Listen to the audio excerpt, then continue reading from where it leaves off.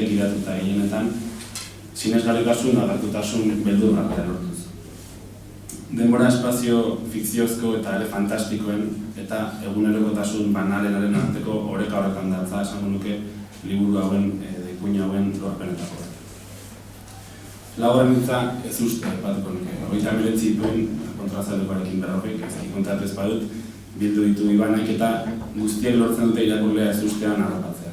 Batzutan, amaierako lan batekoarekin, bestetan ipuinek erdibidean hartzen duten bihurgunearekin edo errebelazio txikiekin. Irakurlea eroso dagoenean, erantzuna aurrez aurre daukala uste duenean, bizkarretik erasotzen dio ipuinak gaur egun horretan.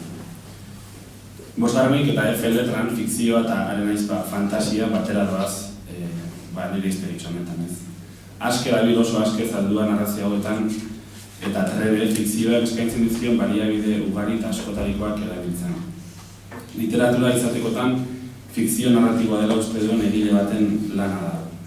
Alegia narrazioaren autonomian eta mundu fikziozko imaginarioen berezkotasunean sinesten duen ipuingile baten lana.